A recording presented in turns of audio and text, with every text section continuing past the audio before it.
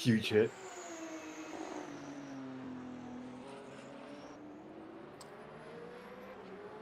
Hello and welcome everyone to Fuji for your race here at LSR in LMU. My name is Nicholas Poitras.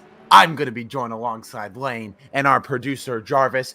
And today, it's not a sunny affair, it's a wet affair here at Fuji Speedway.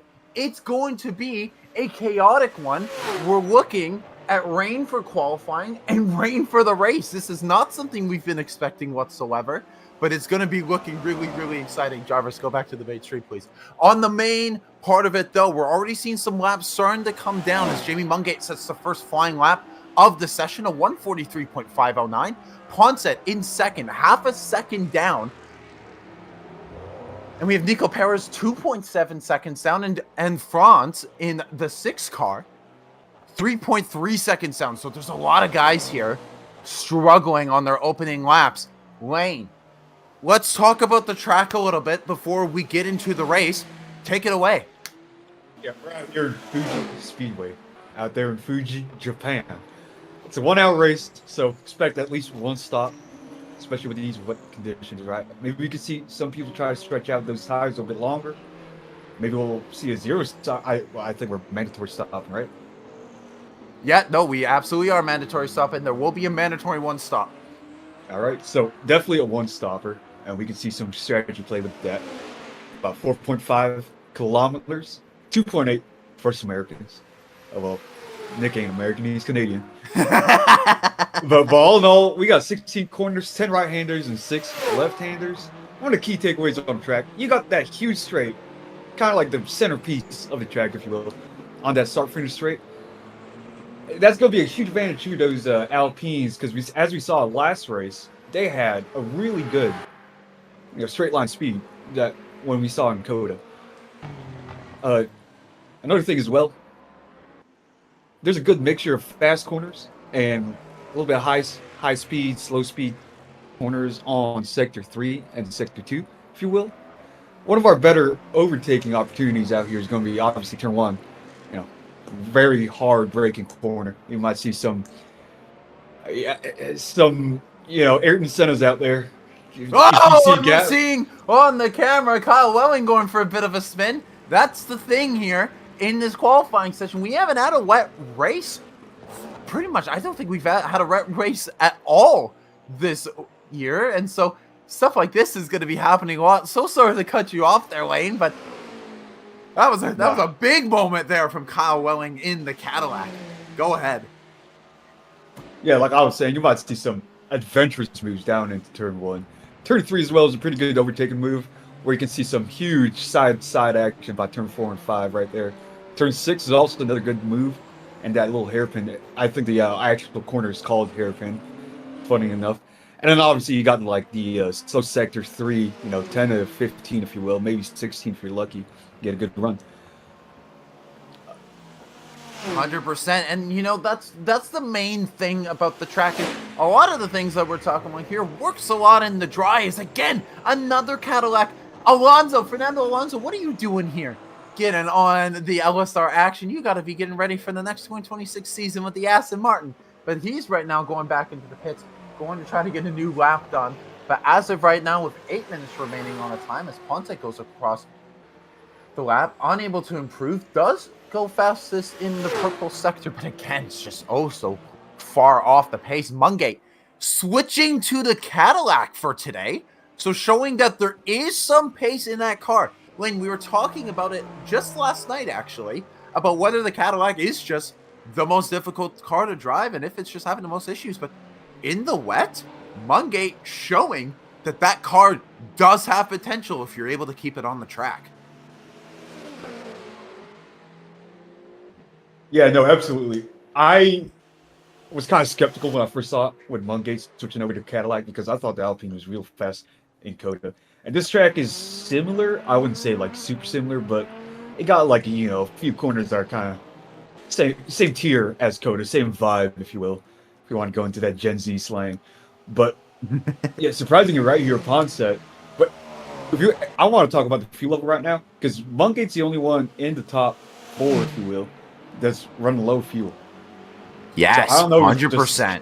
I don't know if these drivers are just kind of throwing away qualifying and just trying to get used to a wet track like this, or they don't have the how do you say it, the confidence, if you will, You of going know, out there and with low fuel.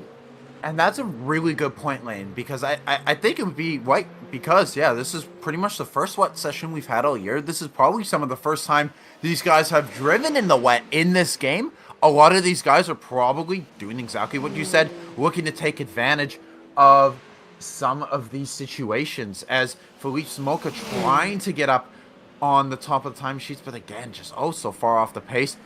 So fast in the last few qualifying sessions in the dry, but still waiting to see if they could get for that pole. Maybe it can happen here in the wet, as we're just coming up to 6 minutes remaining on the session. Jonas Bergqvist in the Isotta Fraschini, currently in P5, had a very good race last time out at Coda. Started down in 11th, used the strategy just like in Silverstone, the jump through the field, made it up to P7.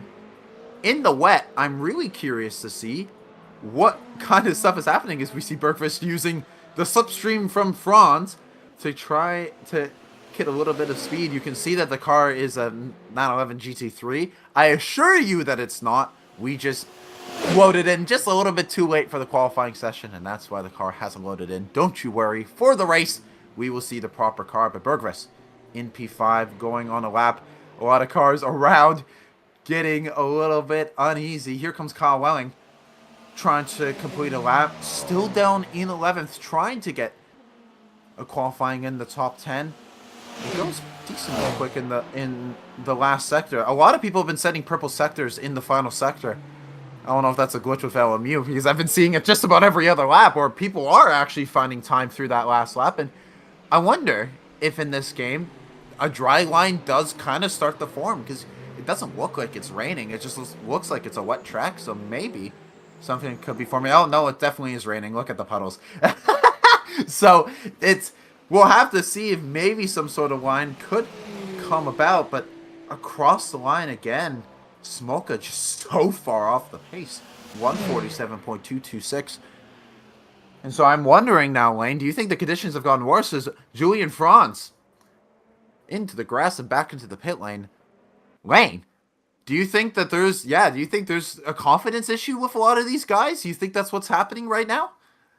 Well, like you said, right, it's one of the first races that we got, or the first rain race that we're going to get in LSR, at least for the Le Mans Ultimate series. And it could be confidence. It could just be the car not set up right for the rain. I don't think a lot of people expected rain. I certainly did. I stuck my hand out in the commentator booth. I was like, oh, it's raining. What is this? Yeah, right. You know, we do the same methods as the team principals, because, you know, you can spend hundreds of thousands of dollars on radar equipment, but the best thing is just sticking your hand out of the window.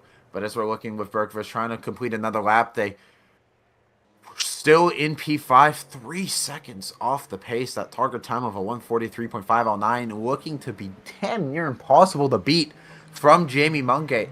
And I am surprised that they switched from the BMW to the Cadillac, because the BMW has been pretty much the class of the field when it comes to just raw pace. I'm really surprised to see that, but we have 3 Cadillacs here today, and hopefully we'll be seeing a really good result as Smoka coming out of the final corner. Very much down on all the time. There's no one improving here, Lane. I'm really surprised to see that no one's been finding any improvement in these times. All I've been seeing is times just a little bit slower than what's needed. But here comes Smoka, going to be starting his flying lap now. Let's stay with Smoka and let's go for a lap around Fuji. Down in the turn 1 we go. Very hard hairpin as we're going to be coming on throttle. It's going to be very careful with the downhill that you're not getting too loose on traction. Now coming up to this quick flick to the left here. It's usually a quick flick in the dry, but in the wet, not so much. There's a lot of balance issues. You can see it in the Toyota. Now we go through 100R. Long right-hander. You got to be very careful about not wanting the car to understeer through there, but Smoka does a good job. Gets the car into the apex through here. And now down the hill we go. This is some of the old section of the old Fuji Speedway. That's one of the only sections, apart from the main straight, and this section pretty much coming up to here. These are the only sections from the old track that still remain. Now coming into the tricky third sector. Get the car all the way down. It looks like he's hitting about 40 kilometers an hour. They're almost stalling the car through the tricky sections, and now coming on to the last corner. Super wide on entry and flick it out. Or I thought we were there. We're not there just yet. We're still through the tricky Sector 3, and I love this section so much. It can produce some unbelievable racing, as Lane was saying earlier, talking about the track. Now, through the final corner, going wide on entry, flicking it back in, and now coming around the final corner. 1.1 seconds slower on the first lap, 1 second slower on the second lap, and they're going to be going straight into the pits. Or I thought they were going to go into the pits, but not anymore. But that's a lap of Fuji in the wet. With a minute remaining, there's been no improvements. Mungate still on pole with a 143.509. Ponset in second place, 5.5 seconds, not 5.5 seconds, 5.5 tenths down. But after Ponset, no one's close. 2.7 seconds between Perez. Leneren in the other Alpine, 2.9 seconds off. Bergqvist, 3.1 seconds off. Smolka, 3.5 seconds off. What have Mungate and Ponset found? Have we found modern day Senna, Lane? Because I think we just might have with Mungate and Ponset, because they are just flying in a class of their own with 30 seconds remaining. Modern day Senna. That one took me out. That one took me out. I'm sorry. It's okay. Don't you worry. Let's not hope it's the other side of Senna. Let's not talk about the as Brendan Thomas. 15. Yeah, you know. Okay, maybe I'll say he's a modern day Max. That's probably the most accurate. There we go. Representation of the Rainmaster. As the yellow flag's been coming out, we're trying to figure out where that is on track. But yeah, it's really, the conditions must have worsened from that first lap out on practice, because no one's been able to beat their first lap. No one has. Smolka's still, like, they're still going for laps, and again Kyle Welling around, I think that's the last corner again, or no, it's not the last corner, it's still one of the last few corners, going wide there, losing the rear, and it's just not looking well. So all of these guys going back to the pits as the time comes out. William Strictly's done, Kyle Welling's done, Brendan Thomas in the Porsche goes across the line as well as Philippe Smolka. Smolka will be starting 6th. Actually was able to find some time. Jumps Kennedy, goes into P6. Now, as we're on board with Brendan Thomas and Jack Powell, the last two Porsches still to qualify. They're in 9th. And again, I don't think anyone's going to be making any sort of improvements here. You might be able to find a little bit of time, because there's 4 tenths between Kennedy and Thomas, and Powell, sorry, for 7th, 8th, and 9th between the 3 Porsches. So we could see some jostling of positions here between these two as they come across the checkered flag. But as of right now, Jamie Mungate in the Cadillac is your pole man. Ponset in 2nd, Nico Perez in 3rd, Leneren in 4th, Bergqvist in 5th, Smolka in 6th, Kennedy in 7th. Will Jack Powell be able to make any moves here? It doesn't look like they will be able to. Same with Brendan Thomas as well. They'll be 7th, Kennedy 8th, Powell 9th, Best in the Peugeot in 10th, though that's them making their debut here in LSR. Welling in 11th, Stickley in 12th, and Alonso in 13th. Aaron Lane, this is not what we expected coming into the race. And by the way, I should mention, I did not get to mentioning why we have such a low grid. It's because a lot of the drivers here are actually racing for the Daytona 24 that's on iRacing right now. So that's why the grid is this low, and it's not featuring anyone. But here is our starting row for the grid. Jamie Mungate on the first row, Antoine Ponset on the second row. Aaron Lane, we were talking about Ponset earlier in our predictions. He was so fast last time out. Do you think that race pace could come alive here in the wet? Yeah, that's a real good question, because as we see in Coda, or saw in Coda, that he was probably the best driver out there. Well, he won the race, obviously, so he was the best driver out there. And a lot of the drivers were talking about how that car, that Alpine, was fast in the straight lines. and how you couldn't make any moves out there. Now I know Fuji's a little bit different track, but you still got that long straight, that mainstay of that track, as he said, one of the last few corners of the original track on Fuji. So do you think that this?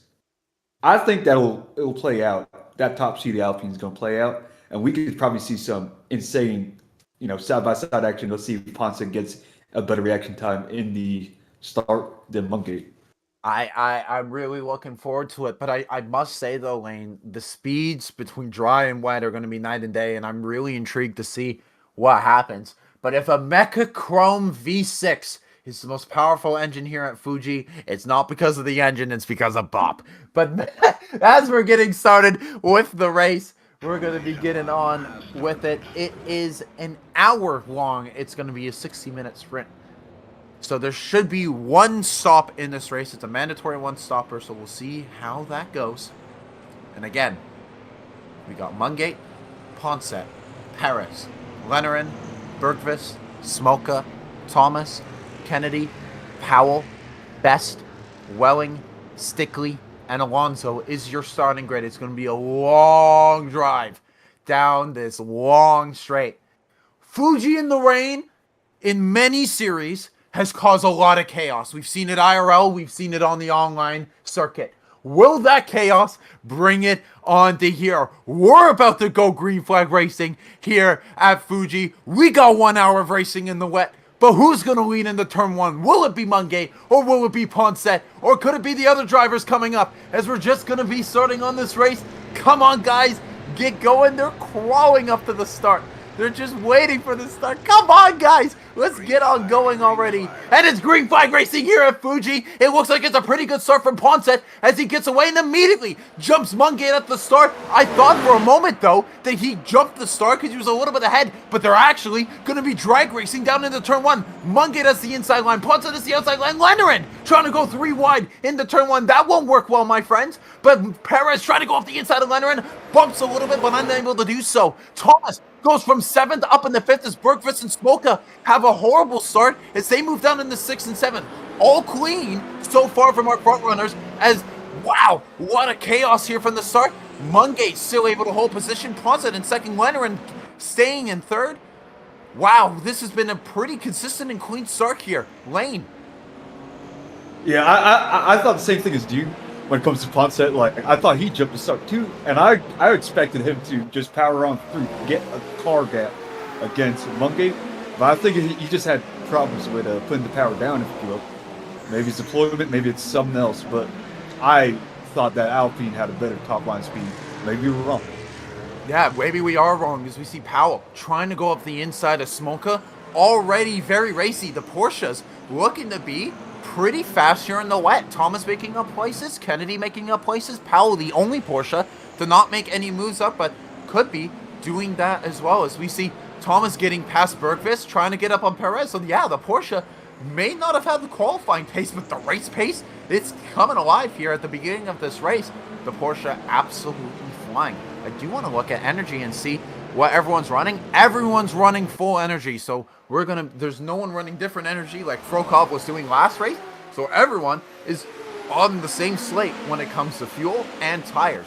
So let's look at the gaps, though, as already a massive gap has gone between first and second. Mungate and Bergqvist, they've pretty much pissed off from the front guys. There's a 1.4 second gap between Ponce, now a 2 second gap as Perez trying to go up the inside of Lenarin as they're trying to go for it. There's a yellow flag that showed up in the back there. I'm not sure what that was for, but it seems to be all good so far as it looks like Stickley, Alonso. It's Alonso in the Cadillac going wide into turn one and down the order they go into 13th. They started 13th, still in 13th, so we'll have to wait and see what happens there.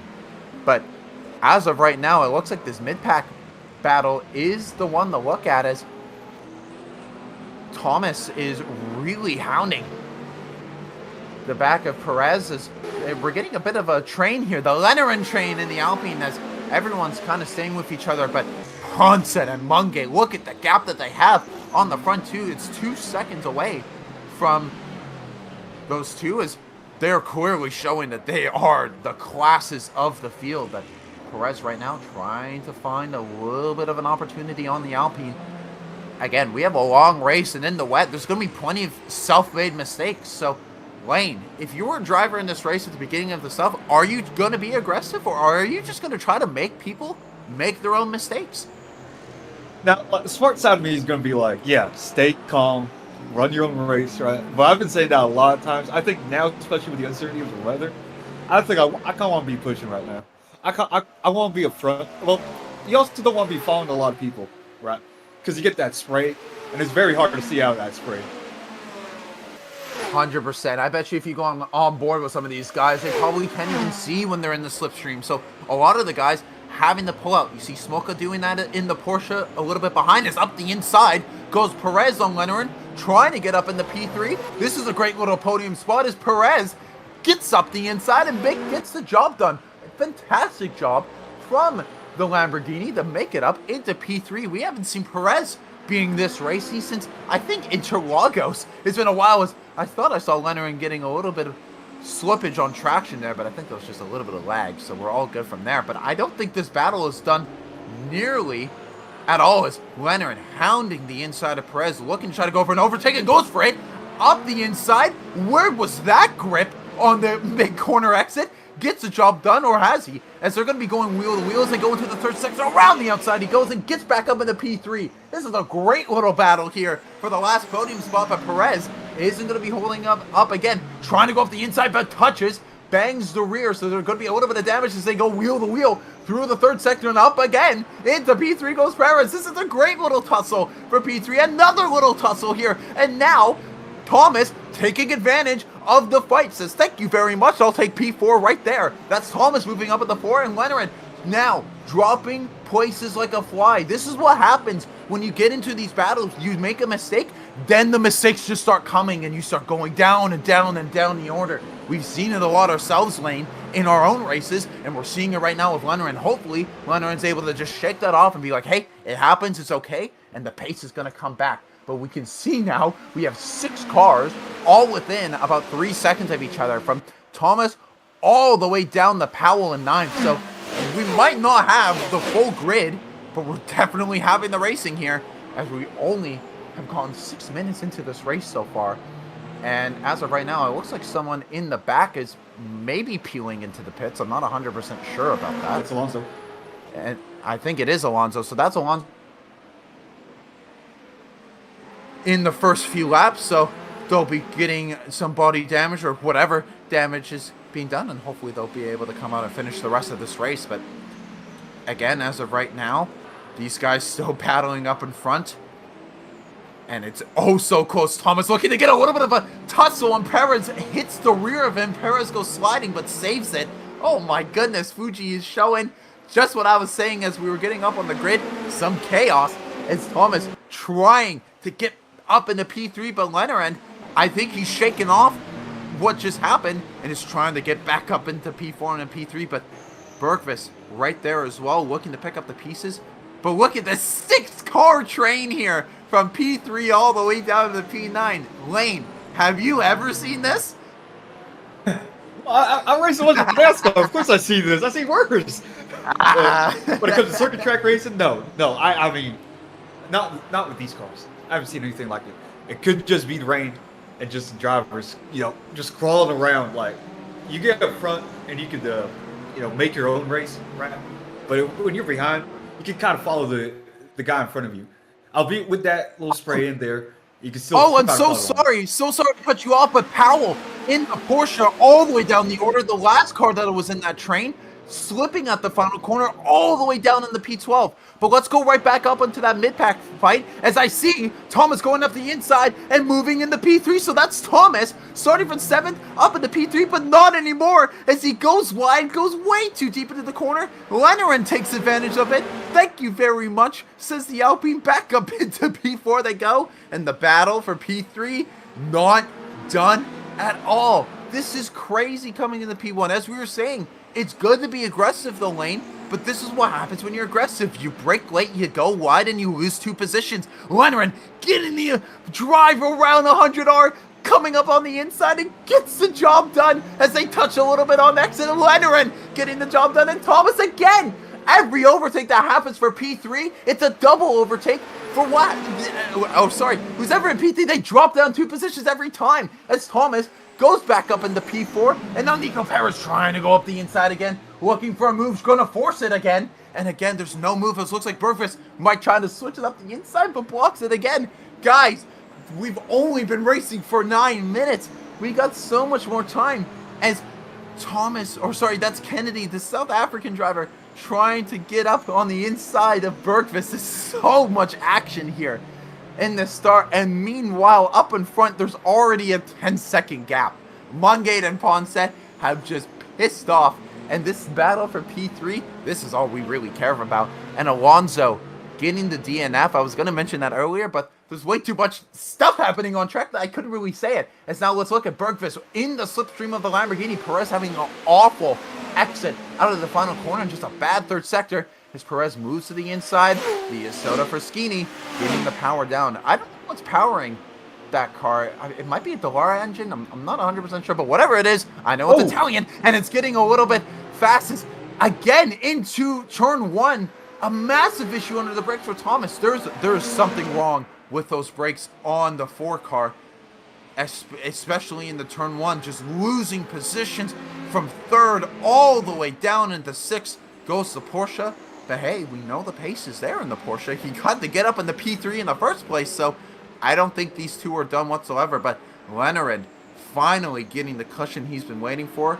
and just a little bit ahead now. As Lane, I needed to get a water break. Talk just quickly about the Soto Fraschini. Been so fast these last few weekends and looking incredibly racy. Yeah, when Bergqvist behind that car, I think Bergqvist is overdriving that. Not really overdriving it, but driving it past its potential as a car in Soto Fraschini, right? I mean, we saw that good finishing position in Silverstone for Bergqvist. And I lied. We never saw that, right? We're not going to see it. Maybe we can see it again with Bergqvist behind that wheel. But when it comes to Soto right now, I don't think that's the best car in the grid. And I think that Leonard, Leonard gets a little bit loose right there, that corner. Oh, and same with Smolka as well. Smolka in the back as well, getting a little bit loose out of the final corner as well, losing a little bit of time. So everyone's so slipping as it looks like it's not lenting up the rain. Sorry, Lane, keep going. Oh, no, absolutely. I did want to talk about Smolka, right? He's one of the fastest drivers in this series right now, and he's down in P8 with that Toyota. You think with the rain, right, and with a four-wheel drive car, if you will, you get a little bit more traction out of the corners and all that stuff, but no. Look at the... yeah, and look at Perez, as we're just talking about traction, unable to get the traction out of the corner, losing the positions to Bergqvist, and also the Thomas. Down in the P7 goes the Lamborghini. So yeah, as we were just talking, traction playing a massive role. Sorry to keep cutting you off, Lane, but there's so much action here. We're only 12 minutes into this race. It's Kennedy going so mega wide, trying to find the same grip that Leonard was able to, but you can't find that same grip there in the 963. But Lane, keep on going there. As I was gonna say, keep on going as we see Stickley battling with Kyle Welling. This is for the last finishing grid. Up at the front or down at the rear, it doesn't matter. They're battling. Kyle trying to find that opportunity on Stickley, but unable to do so far. Man, 2 Americans finishing last. Lane, I know you don't like that one bit. That's a good move from Thomas. And it is a good move from Thomas as Bergqvist trying to hold that off, but Thomas unable to do so. Lots of battling up here, but while this is happening, Leonard saying thank you very much and has put 3.6 seconds on them in this lap. That's insane. That's insane how much time you lose by just battling here in the wet. Just battling here, that's 3 seconds, just automatically. So that's Leonard really getting a comfortable space now as Brendan Thomas and Bergqvist now settling into the positions. We'll see if Bergqvist is able to catch up a little bit in the slipstream, just microly, as we're seeing Smolka and Perez in the same slipstream, as Kennedy trying to also take advantage. So these guys from P4 all the way down into P8, they're still going to be battling as Thomas, again, unable to get the car slowed down to the way he wants, and Bergqvist looking to maybe fight into turn 3, but you got to be very careful here, guys. This is turn 3 in the wet. You could do it. It's risky in the dry. It's damn near impossible in the wet. So you got to be very, very careful with the car there. We haven't looked at our leaders all too much in this race so far. Jamie Mungate has been absolutely controlling this one, going through the third sector right now. He's 2.3 seconds ahead of Ponset. So since we've been talking, he's put another second on the French driver. I'm really surprised that Mungate's able to do this.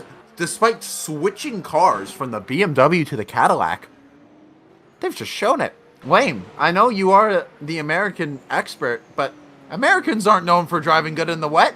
Do you have any explanation for this? Well, it's more so the driver than the car Well, itself, with the right? car, with the driver, that's what I meant more of the car than the driver. My apologies. But yeah, you have any explanations for why the Caddy could be this good in the wet? Because I don't.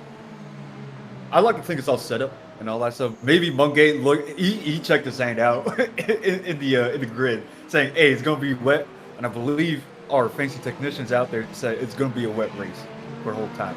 So you probably just set up the car that makes it more suitable to like wet weather driving than you would normally do in dry conditions. So you think there's a lot of these guys here that have the dry setups on? They were doing those setups. They were doing the quali in their dry setups, and they're probably doing the race in their setups. So I wouldn't be surprised. I would not be surprised at all because of the lack of preparation. We didn't know it was going to be a rain race, of course, because that's how weather works.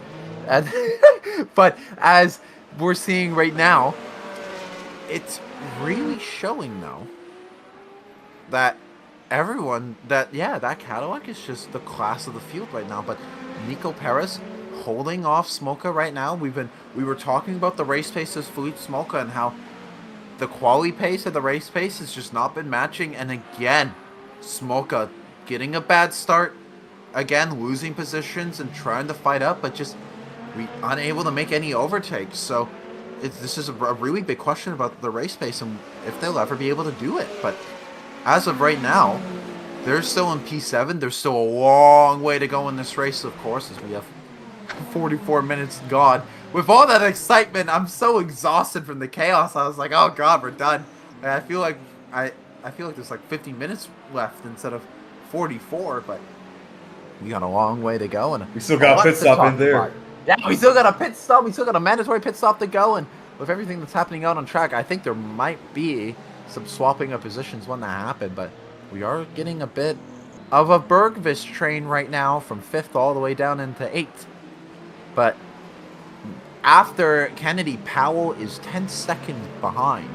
3 seconds behind. 4 seconds behind him is Best in the Peugeot. And another 7 seconds off is Stickley. And another 2 seconds behind him is Welling in last place. So we have a Cadillac in the first and a Cadillac in last here. Oh, the dichotomy as the race is starting to, kind of come into its own as we have a lot of these situations kind of coming up as now it's really critical for these guys to really find a groove and then really kind of come into it. Leonard making up 1 position, Thomas making up 3, easily the most, as Perez losing 3 on the start. And Nico Perez, I should also be talking about him. I've been wanting to see a really good result out of him because we've seen through the Joker, through other drivers, that Lamborghini has pace. And I thought Smolka was going to go for a move there for a microsecond, but I am wondering when that pace might start to come alive eventually, as we see Smolka trying to go around the outside, unable to do so. No overtaking opportunity yet for the Toyota driver, but just waiting for the right time. But yeah, I am wondering when that good finishing position for Perez is going to come, because yeah, at one point he was P3 in this race, but just unable to do so. Smolka hounding Perez now. Perez not doing a very good job here through this third sector. Smolka really getting the traction zones down and really trying to put a lot of pressure on here, but Smolka just not really sure what to do with that extra pace. And to be honest, I don't blame him, because through the third sector, it's easily the most difficult section to pass on the track, but it's easily the section of the track where you can be the closest. But now, out of the final corner, it's looking like this is going to be a really good opportunity coming down the back straight, or maybe, as it looks like Perez is able to get the power down at the most important part of the track, which is the last corner. And it might seem, though, the Lamborghini just does have a little bit of top-end pace. as Kennedy right behind, trying to find just a little bit extra gap into Smoka and Perez, but just again unable to. Getting a bit of a traction battle and a bit of a straight line battle, but also the train is really starting to show its true form here as all the gaps are really starting to form. It is 14 seconds between Ponce and Lanaran. That's really shows just how much faster the front guys are, and again, just goes to show just how much battling makes you lose time here. But now with 41 minutes remaining in this race, we still got a long way to go, and the main question is, what do you do now? I think all of these guys have realized the same thing, and it's that we can't be fighting like this. We can't keep this up, because if we do, we're going to be ending up in the wall, or most importantly, out of this race. And so I think now what we're seeing is everyone's just starting to calm down a little bit, even though we do see some cars being close. We see Kennedy and Smoka being close, and I think if Kennedy sees the option, he's going to go for it. And just as I was saying that, up the inside goes Kennedy. He tries to get the opportunity on Smoka, unable to do so. So these two, for P8 and P7, going to be getting a little bit of a fight. And just as I was saying, if there's an opportunity, a Tiger will pounce. And that Tiger, being the South African, Kennedy around the outside into the last corner to get the job done. Or does he? As Smoka looking up the inside. We might get a bit of a drag race here in the wet as we go down the front straight and into turn one. Smoka just losing out, and you can see, yeah, I think maybe there's some body damage, maybe there's something, but Smoka just losing out on that mid speed. But here he comes right back into the slipstream. Kennedy moving all the way to the left hand side. Smoka having to take evasive action to move to the right, and now will he go for the slow and fast out method as he's just unable to do so? Kennedy just holding on to that lane. If you were in Smoka's car, are you giving Kennedy the finger for nearly moving him over to the wall there, or do you think that was fair? I think that was fair. I don't think he moved him way too much to the wall. We didn't see a Schumacher move, if you will. Hang him to the wall and all that stuff. Oh, and there goes Smoka going wide, trying to follow the line, as Kennedy also going wide. So these two getting, that they're pushing these cars really hard when they're going all so wide like this, and especially in the wet. Such a fine margin for error. These guys are really showing their class, but Smoka, I really hoping though, is able to find some sort of pace to try to get back up on the Kennedy, because yeah, it's sad to say, but Lane, have you seen Philippe Smoka make an overtake in these last few races? I don't think I have. I genuinely, not even in this race, I don't think they have. All they do is lose positions, and it's so frustrating to watch, because you see that they remind me of a good old friend named Patrick Harton, a very conservative driver that, they don't want to make mistakes, they just want to be friendly, and, that's okay, and it can keep you out of trouble, but at the same time, you got to be able to fight for yourself, and you got to be able to fight for positions, and I just don't see Smoka doing that. So, Lane, if you were in the Smoka camp, what would you be telling him to try to, get some more aggressiveness going into these next few races? Oh man, it's gonna be hard to tell a driver just, hey, why aren't you making overtakes? Because he thinks it's a simple question, but in reality it ain't. Like, you ever seen sports? It's like, well, why didn't he just hit that ball or something like that hard enough to get a home run or something like that? You can't say that to a driver. And as like, if you were the team principal, if you were in his pit wall and all that stuff, I think the best way to look at it is to, check the car first. Maybe he's not comfortable in Toyota. Check the setup, and I guess put in more practice or something like that. Because what you were saying with the iRacing, was it Daytona 24 that they're doing right now? Yeah, no, there's a lot of people doing that right now. So yeah. So you might see some of these drivers actually going in. Because I think this is like in their off stint, if you will. Because usually you get like 2.5, 3 hours of racing per stint, if you will. If you want to like divvy it up by 3 different drivers. So you might see some of these drivers going in. Maybe he practiced for iRacing a lot more. Maybe that's why we're seeing a lot of the, little sideways action. Because, it's iRacing.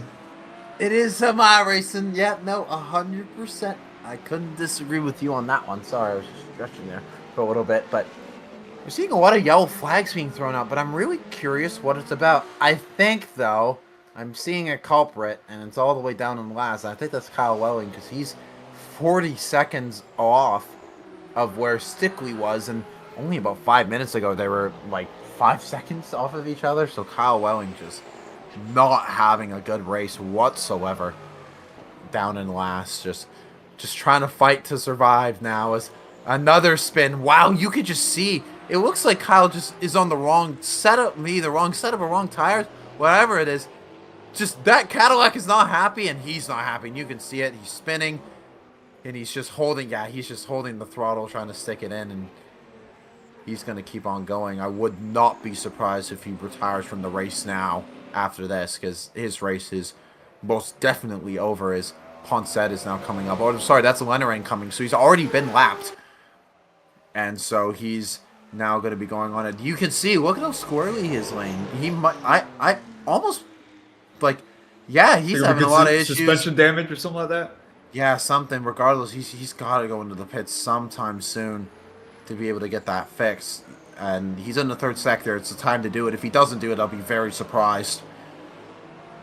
But yeah, it's such a shame to see that. Stickley in no man's land, down in 11th, still trying to give, or actually, that's not, I'm completely wrong. I was looking at Best from Powell. Stickley's actually coming right back onto the bumper of Best, looking to maybe try to go for a fight. As I was saying, that Best losing it on traction, taking to the grass, and down they go into P11.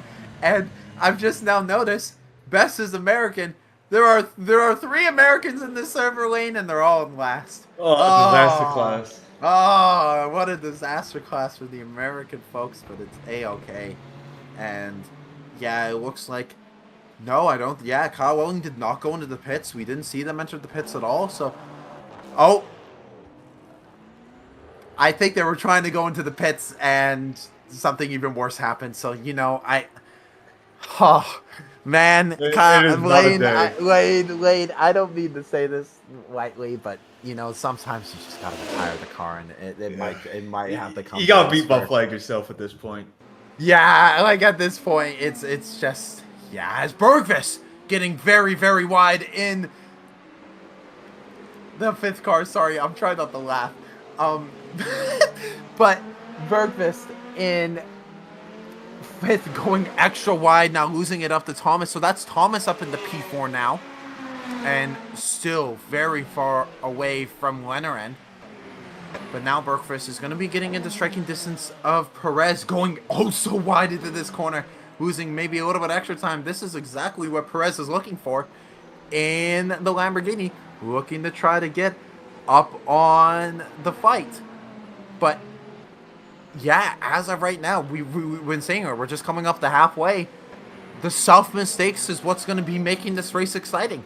And we're seeing it right now as Bergqvist now in striking distance from Nico Perez, as we're now going to be looking into some of the stuff as Kyle Welling is going to be continuing. They will be going back out on track, but they are getting lapped by damn near the whole field.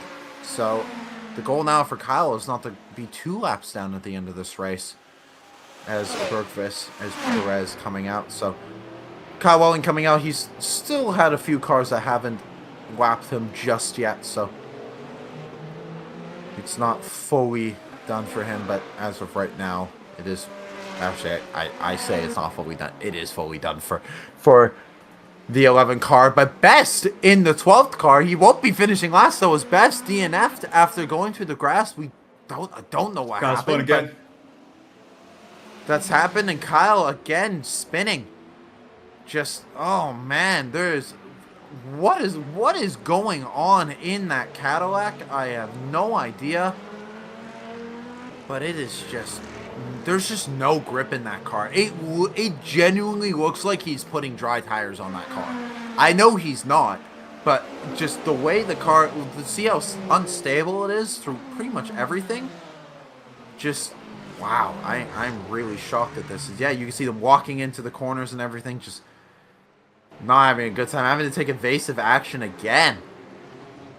And I know we don't have active stewards, but if there were, you know, the stewards would probably be talking about maybe bringing out the black and white flag of just giving a warning to Kyle, because there's just how many times he's been off track. That's what they would do IRL at least. But we'll have, when it goes to the stewards room, there'll probably be a few things that get brought up in that end. But yeah, it's just not the day at all if you are a Kyle Welling fan. And trust me, there are a lot of Kyle Welling fans in the stream. You know that for sure. I'm the president of his fan club. What do you mean? Exactly. So Lane knows firsthand just how much it is. So, but yeah, as we're looking with Jamie Mudgate, going from one Cadillac to the other, it looks like Kyle Welling should have went to Mudgate for setup advice, because clearly this Cadillac is showing to be the class of the field. 4.3 seconds ahead of Ponset. Just a monstrous drive from lights to flag. This is going to be easily one of the most dominant performances we have seen here in LSR this year. And it's all from a driver who switched cars in his first race in the Cadillac. He is just blowing the field out of the water. It is really impressive, to say the least. He had a real good pace in Coda as well. Back in the Beamer, I think we had like a BMW Civil War where they were just kind of like going 1-2, 1-2 or something like that, trying to fight for that P2, right? 100%. But I you know, with that gap being oh so far off from what's happening, no, it's not going to. And Lane, I got something to talk to you about afterwards. I just saw some propaganda you were just speaking of on me. It's on site after the stream. It's on site. It's propaganda. On site. It's I on would site. never do propaganda. Guys, this guy was watching. No, I'm kidding. I'm kidding. I'm gonna expose you so hard. Don't talk about expose you so hard for what about last night. But just know, I wasn't dissing you. I was not dissing you last night. This is some propaganda. Anyways, I love Aaron Lane. Oh, I love Lane. It's great, and it's awesome. But the thing is that we're officially under. We're officially over halfway to go. We have 29 minutes into this. I love doxing you. It's the best thing in the world. I don't mean to do it. You want my social security number 2? At this point, yeah, just give it to me.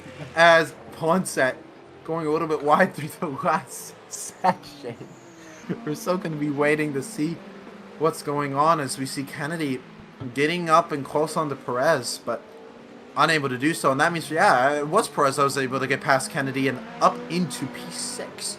So that was really fun to see. And we're now also seeing that Bergqvist has put in a bit of a gap on Nico Perez. So this is a very good drive for the sort of Fraschini to be up in P5. So as of right now, we got a lot more action hopefully coming your way very soon. As, yeah, we're still seeing Kennedy trying to get up on the inside of Perez, looking to get an overtake. Kennedy loves sending it up the inside. We saw it with Bergqvist. He loves just finding that gap and just going for it. And, you know, in the dry, that's understandable. In the wet, I get very concerned. But, hey, Kennedy's been making the move stick. He hasn't been crashing anyone out. And there's the commentator's curse. He's going to kill Nico Perez in the turn 1. But we're about to find out as he comes out of the final quarter.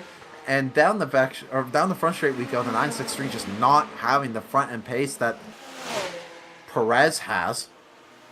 As we see Smolka down in the back getting out of the slipstream all on his own sim in P8. I'm still waiting for that good result from the Toyota as Perez goes so wide through the corner. Or I thought he went wide, but no, he's still holding it on up in front. But the main thing, though, I am wondering because I do want to look at energy, because I've not looked at energy for a while. They're all at 50%. I'm now actually wondering if there is a mandatory stop, because these guys can go straight to the end. They can zero stop. All these guys can go straight to the end. They can all make it. So the question now comes is, if there is a mandatory stop, when are they going to do it? And if there isn't, Is this just the race? is this what's gonna happen, Lane? What do you think is gonna happen as we see Kennedy man. and Perez going up? And as I can't believe, as I love that when I look at my tab of LSR or LMU, I miss the action as Kennedy and Perez going wheel to wheel. I have such bad timing. It's so funny as Kennedy moves up in the P6 and gets the job done on Nico Perez. Felipe Smoka looking to see if they can take advantage of the battle, because you never know, Perez might try to take the fight back to the Porsche. Excuse me, coming through Sector 3, but as of right now, Kennedy taking the fight to Perez and moving up into P6. 26 minutes remaining in this race. And as you can see, when it comes to battery percentage, there are a few guys, though, that are using a lot more battery compared to others. And Ponce at 34%. So quite a lot of usage here. So I think they will actually have to pit now that I'm looking at it. I was looking at LMU and it was saying that they didn't have to pit, but I guess they do, because it's interesting. It's saying on my instance that they're around 51%, but according to the screen here, Munget's at 39% and Ponce is at 34%. So if that's the case, they have to pit soon. So we'll have to wait and see when that happens. They are inaccurate. Okay, so the overlays are sadly inaccurate. So even though we do see the overlay, they are a little bit more than that. So I don't think that they will have to pit lane unless, yeah, we said there is that mandatory stop. Good comment. Are we bad commentators because we don't know the rules of our own of the series itself? Don't know if there's mandatory stops. It's how it be. It's how it be. Listen, I think they should fire us at this point, Lane. I think we need to get replaced. I think it's over for us. We're done. This is our last race. Now here's the thing. We'll start a coup. We'll start a coup. We'll overthrow Jonah. I'm so down. Nah, I'm just kidding. I love Jonah. Shout out Formula Jonah. Formula Endurance, FJ Endurance is the absolute GOAT. Jonah for doing everything here and just being the absolute legend that he is. For having what we're seeing right now is you see Smoka getting a little bit tail happy out of the corner, but most importantly, we love Jonah all so much. And yeah, we're very, very happy to see. There was a few drivers who replied, "For fuck's sake, why the fuck does this shit only happen to me every time?" Julian Mack. I don't know who that is, but whoever that is one of the drivers, and they are sad. So I can understand your sadness. Real as hell. But as of right now, we're seeing, because I'm just checking the comments, and that's A-okay. But the main thing, though, is that, yeah, we still have a lot of racing to go with. Just under 25 minutes to go. Smoka under a second onto Perez. Excuse me, another big yawn. I by the way, guys, I am up very early. Lane got to sleep in. I did not. I had to get up early. I worked all this week, and I got to wake up later than for this. So I'm a little tired. So excuse me. You got soft hands, brother. You don't work out in the field like me, working 25 hours a day. 25/7, 25/8, if you will. I just got off the job at the ball crushing factory, working 26-hour days. That's what that's what you sound like right now. But what I sound like... Because I do. No, you don't. No, you don't. You're a gardener. But the thing is that Smoka is trying to guard in the rear of Perez as they're trying to get into a bit of a tussle here for the last position. I would like to see a Felipe Smoka overtake because I've never seen it. I want to see it happen. And out of the final corner it could possibly happen. Perez is extending, though.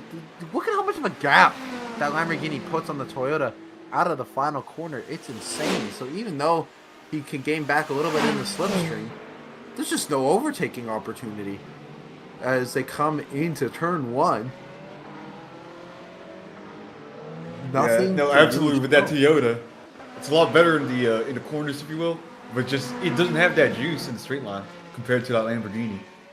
No, not at all, as we're still going to be waiting just a little bit longer for that overtake. If it does happen, we'll be seeing it. And there's a few people. Yeah, Powell in the Porsche apparently lost internet. I was looking in chat, and that's what happened to him, and that's why he retired.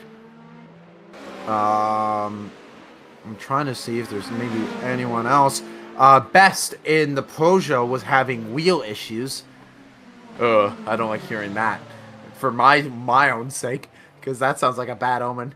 But yeah, Best having wheel issues. I have the reason I mentioned that is I love my wheel, but my Fanatec wheel loves to just kill itself.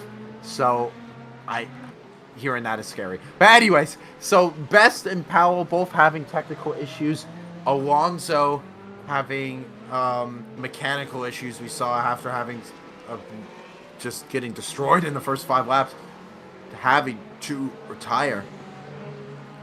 But again, Philippe Smoka out of the final corner. You can see how close they are, but yeah, just look at the Lamborghini pole. You can see, though, that Smoka not really hanging in the slipstream all too much. You can see him like hanging a little bit out. I understand maybe he's doing that for visibility reasons, but hey, man, you got a long straight. You don't got to be doing that at least until the end. So stay in that slipstream and keep on going. As down into turn 1 we go yet again. As we're coming up to 20 minutes remaining on this race, and this is pretty much the only action that we have on track, because we have 10 cars in this race and 9 cars on the lead lap. And apart from these guys, everyone else is separated by 3 or 2 seconds or more.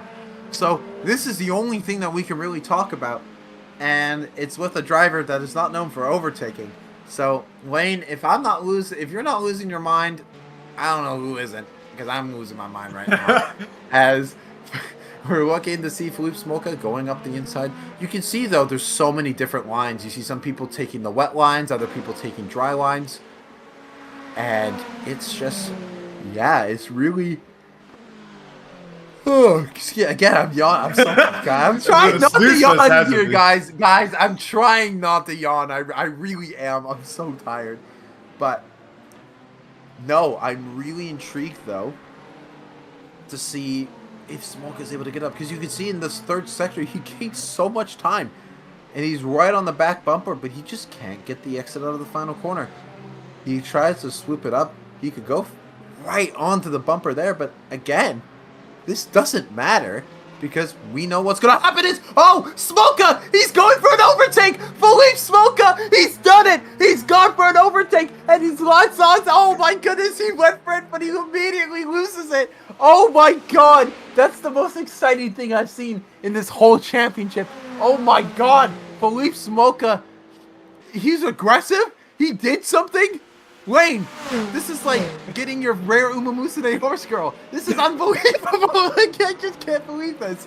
And so, like, what? I could let that happen. And there goes Perez going wide. And there goes Smoka looking to take advantage as they go down into turn 3. Perez getting the traction down and able to get the overtake. Oh my god. Smoka showing some livelihood, and Smoka up the inside into turn 3. Goes wide, and now Perez able to get the battle on. Look at these two going at it through the last few corners. Oh my goodness. This is exactly what I was looking for. Philippe Smoka, when I thought he wasn't going for moves, he's going for moves now. Oh my goodness, the Toyota showing a lot of pace, and we know how fast he is through the third sector. Now, here we go. Down the back straight we go. Into the third sector we go. This is where the car really shows its pace. Looking for a move up on the inside, unable to do so. Perez now having to defend for his life with 17 minutes to go. Smoka, he's back.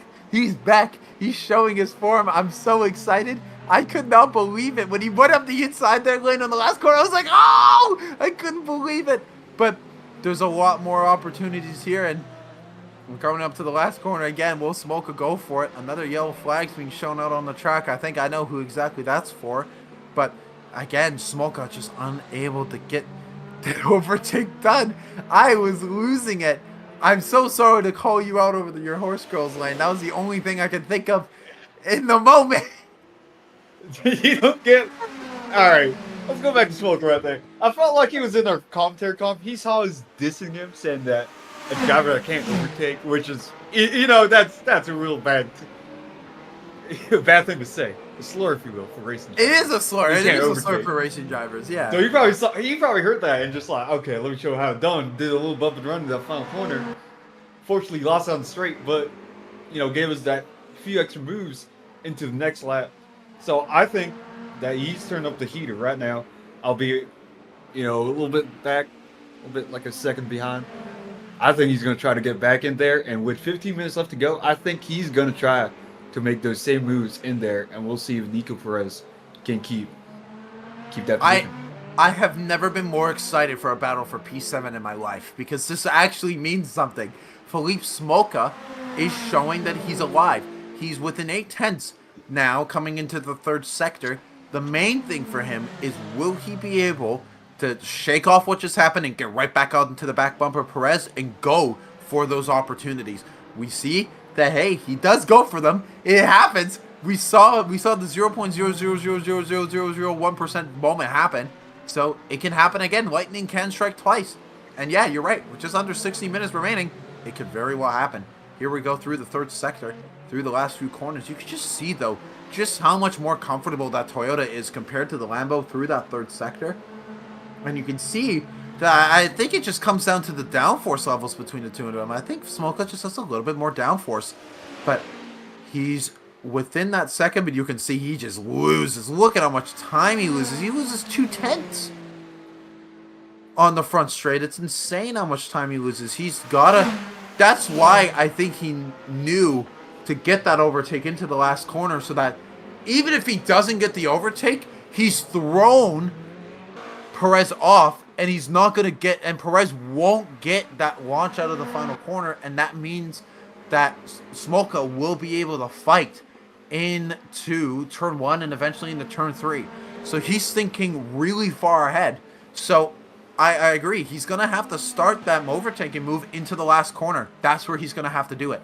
Because you can see he's not fast enough in the first sector. He's not fast enough in the second sector. He's got to make it done. He's got to make him close and competitive in that final sector and the run down into turn 1. Lane, what do you have to say about that? Yeah, going back to like, oh, this driver seems more comfortable in this car and all that stuff, because you can see Nico Perez kind of like getting it loose in the rear when it comes to that. I think, you know, a lot of people strive in chaos, right? Like you got these, you got some of the drivers that want a loose car. You got some of these drivers that want a stable car or more of an understeer versus oversteer setup, right? And I think that with just how Nico Perez is driving, at least keeping Smoka in bay, I think that he's more calm in that cockpit compared to Smoka. Because Smoka, he has, you know, in his mind, he's thinking about like, I need to get back up to him and make that overtake. I need to force something out to it. While Nico Perez, he could just have that straight line speed, that more so consistency, you know. So he's not. I feel like he's chilling that cockpit right now. Yeah, and you know, I just might have to agree with you, because you can see the advantage he has. He just has to keep it on the road. But the thing is, with 13 minutes here at a track like Fuji, anything can happen, especially in the wet. Into turn 1 we go. Smoka's really close to the back bumper of Perez through turn 1. That's one of the closest we've seen of him through there. But this could signal something good. If he's able to keep up through here in the first 2 sectors, he could go for something here in sector 3. And this is the only thing we got for this race, because apart from that, I will say though, Thomas in the other Porsche under 2 seconds to Lenaren. So you never know. I'm intrigued to see what their pace has been. I do want to look at the timing boards for these guys, and I'm intrigued to see how much faster Thomas has been than Lenaren. They're actually matching pace when it comes to the last lap, so they're around the same way. But when it comes to who has the best lap, Lenaren is faster just a little bit, but Thomas keeping him a little bit on his toes as we're coming into the last few minutes into this race. It's going to be a good opportunity for Thomas maybe to try to get up into that last podium spot. So we could be having 2 battles here on track going into the late stages of this race. But again, let's go back to what we're looking for. Most importantly, we see Smoker right on the back bumper of Perez, but I think he didn't give himself that good of a exit out of the final corner. He's down 6/10. He's easily going to be down a second going into turn 1, but you can just see that Lamborghini is flying. Look at him. He gains 2/10 immediately through the first half of the sector, but then you can start to see that Smoker starts to carry him back. You know what this reminds me of? In the good old GT4 series, this reminds me of the BMW M4. The BMW M4 had awful mid-end acceleration, but it was so good on the top-end speed. And that's what it looks like is happening with the Toyota. Just this terrible mid-end acceleration, but the top-end speed, oh, it comes alive, but just doesn't come alive enough to be able to really make an impact on Nico Perez, as still, he's under half a second between the two. But when will that overtake happen? We're just going to have to wait and see. Another yellow flag coming out. Again, I don't think I have to say who that's for, as Kyle Welling down 2 laps now. And hopefully I don't have to say who's that for while you just mentioned his name. That's VO. Listen, I'm sorry, it is VM, but hey, it is what it is. But Smoka right onto the back of Perez, getting oh so close to the rear, trying to find the overtake. But again, nothing at all. I hope that on my screen it only shows, like, I hope on the live stream we don't get the jump scares. We see Smoka trying to get up the inside of Perez, just unable to find the overtake, but you can see just how close he is through this last sector. Goes wide through the final corner, but just unable to find any overtaking opportunity just yet. I hope you guys aren't seeing, because I can see Jarvis's wallpaper just flash for like a microsecond every time we go through the third sector. It's really weird. I don't know if that's showing up on your guys' end. I hope it's not, but it's all good for now. And so, as we're seeing Smoka right now, trying to get up onto the back of Perez, he is pretty close here for this first bit, but we are under 10 minutes remaining as this fight is looking to come into play. I'm really hoping it does come into play, because I want to see Smoka get at him, because I want to see the overtake happen. I want to see the racecraft happen, because I believe we know it. The pace is there in the Toyota, but it's one thing to catch him, it's another thing to pass him. And now, going into his favorite sector of the track, he's really close to the back bumper, under 0.4 of a second. Let's see what he might be able to come up with into the slowest section of the track. The Toyota showing how good it is. Through the left and right kink we go. Nothing as of right now. We know where the overtaking opportunity is. It's up into these next 2 corners. These long, winding corners. You can really find an overtake up the inside if you do. And I thought Smoka was going to go for it, and he thought he was too as he backed out of it. And he knows the other opportunities into this corner, but because he almost went for it into that corner, he lost the opportunity into this one. But you can see though, Lane, he has to use these wide corners to just send it up the inside. That's the only way he can get this overtake done, because he can't get it on pure straight line speed as you see Perez pulling away again. So what it comes down to, I'm not 100% sure, but yeah, I'm just that overtaking opportunity, Lane, it's gonna come in those last 2 corners. Well, I tend to disagree. I think it's going to come to the hairpin, in my opinion, after that 100 R corner. Just because when you try to do an overtake, as we saw before with Smoka, right, with turn 16, he just gets dog walked into start-finish straight. So I think the move has to be made there. Smoka can gap him into sector 3 and then, keep the place right there. Because from what we're seeing, Smoka's is a faster driver, but Nico Perez just has better defense at this point. 100%. And defense wins championships. We all know that for sure, but it's just easier to defend. But the main thing is do you have the nerves to defend? Because this could get tiring. This could be really tiring for Perez. He's been doing this for the last 10 to 15 minutes. It could get very tiring for him, and we've seen that with drivers. who just the pressure just builds and builds and builds, and then it just breaks, and that could happen to Perez, but the two Dutch drivers out on track, oh so close between the two of each other. We're just gonna have to wait and see if there will be any sort of fighting. But as of right now, Smolka unable to get that overtake up the inside again into the last corner. This recovery up with 7 minutes remaining. Nothing to be shown.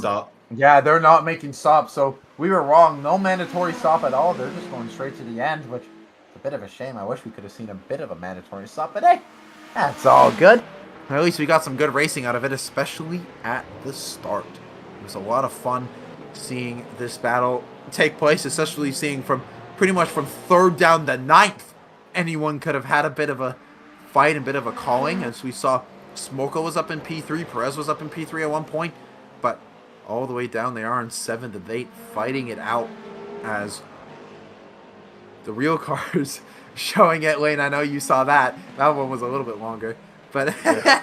but no, it's 100% just Smolka showing up on a bit of a fight, trying to go up the inside. So Lane, I do think you are right. You can very much go for that overtake at the end of 100R. You know what? You're right. That very well could be the overtaking opportunity for him, as a yellow flag's being shown up in front. And it's for Kyle Welling yet again, as he's going to spin and come through, and out he goes up behind. I'm trying my best not to do comedic timing with that. I keep pausing like that. I don't mean to do that on purpose. But Smolka trying to find any little opportunities again. Trying to sneak it up on the inside there. It's so risky to do so. You're almost going to have a guaranteed spin into that corner. But will he send it up the inside or maybe around the outside? No, that's not what you want to do. Smolka up onto the grass, and that might be his last opportunity gone. Is Smolka forced wide into the outside, and you're right, Lane. Perez, the defending driver, really showing it right now. Yeah, no, I mean, just from the couple of laps beforehand, I mean, we saw him being, he got that iron gut, if you will, right? He could take like 15 drinks and still be fine. But yeah. He got like 15 laps straight of Smolka just hounding him in that car, right, with the Toyota. Make some moves, make some fake outs, being right by his bumper, and he hasn't faltered. He hasn't done any mistakes. And I think, oh man, if we're gonna say like one of the better drivers out here, even though he lost 4 positions, well, yeah, because he qualified P3, he's still keeping on. He's still keeping on. Nico Perez doing a great job, and maybe if there's a Defensive Player of the Year award at the end of the awards, he could be in the running for it just for this fight so far. We're just coming up now. 4 minutes remaining in this race. And Smolka having a lot of time to try to get up at it, but it's Jamie Mungate up in front with the 2.4 second gap. So Ponset has been closing it in a little bit.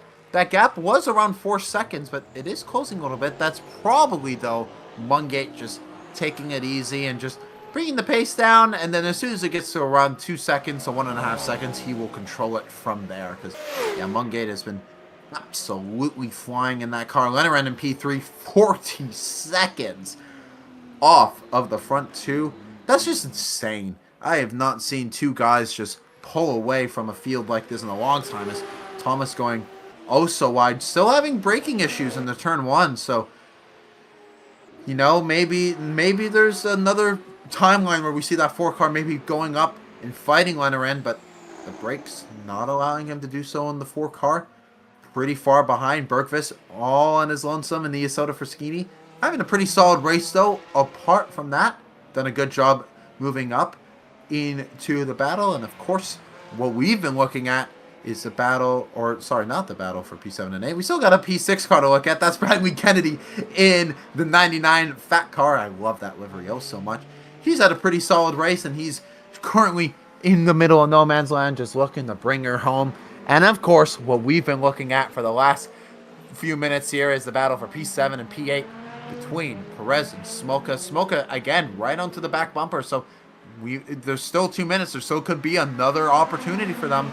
And the last car on the lead lap, William Stickley in P9, 42 seconds off of him, just all on his lonesome. He's been lapped by a few of the cars, I would believe. Perez! Oh no! As soon as we look away, Perez goes through the escape road.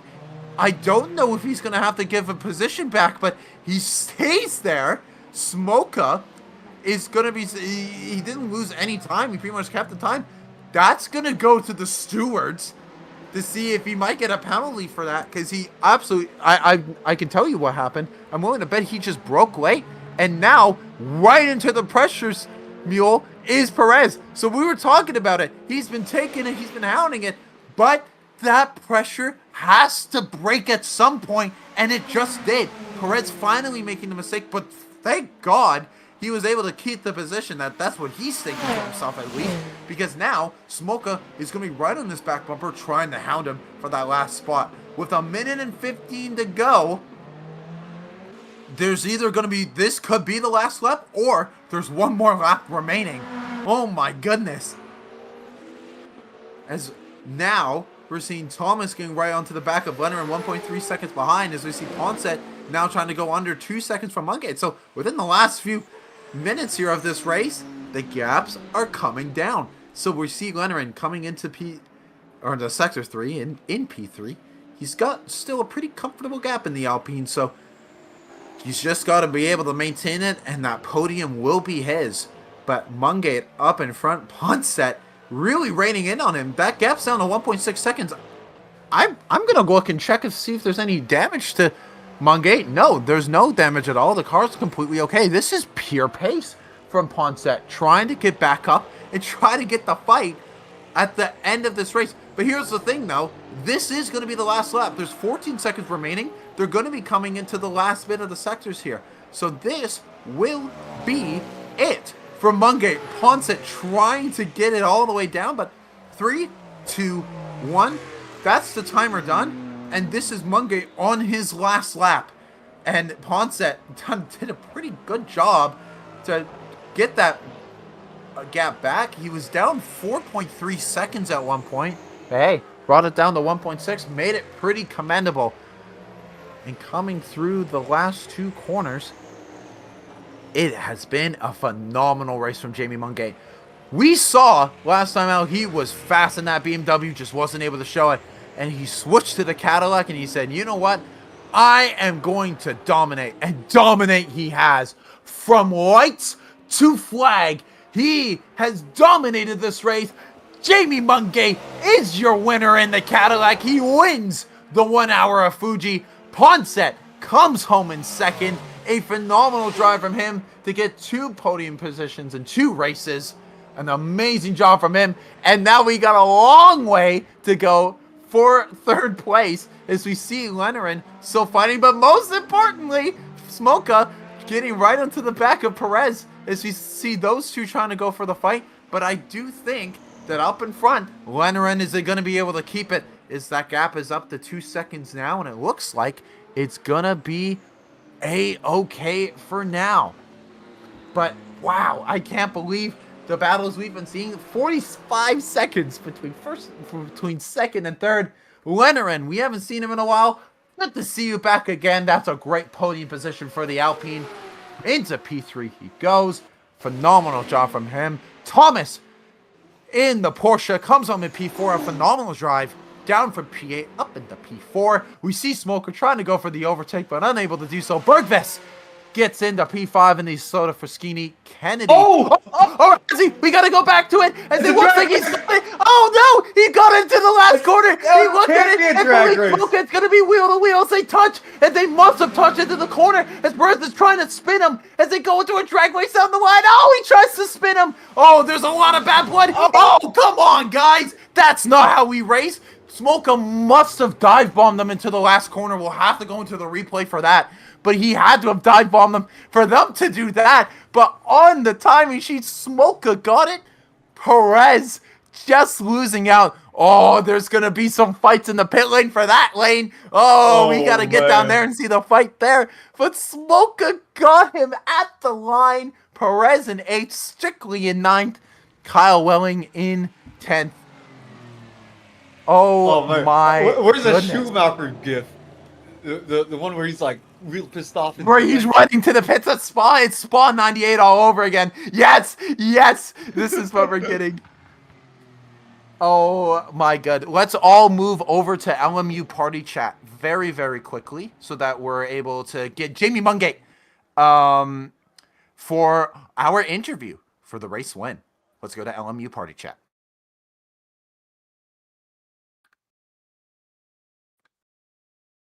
All right, we're going to be just waiting a little bit for our race winner. Oh, we're going to go into general. Jamie, my apologies. We're going to go straight into general chat instead of party chat, if that's A-okay. So let's just go straight into general quickly.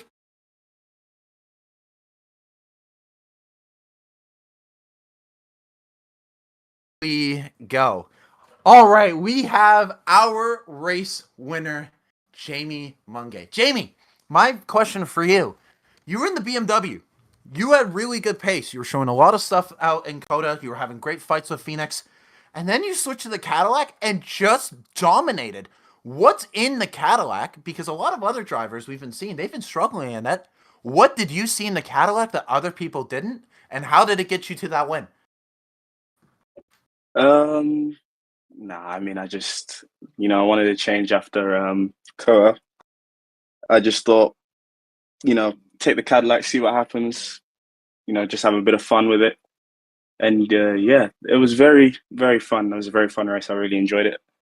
And ultimately, it's a fun car to drive. It's a really fun car to drive. It suits my style. It's similar to the BMW, but there was a few things that I just preferred with the Cadillac, such as the brakes. I think the braking was a lot more efficient, and I just enjoyed the feel of the brakes more versus the BMW.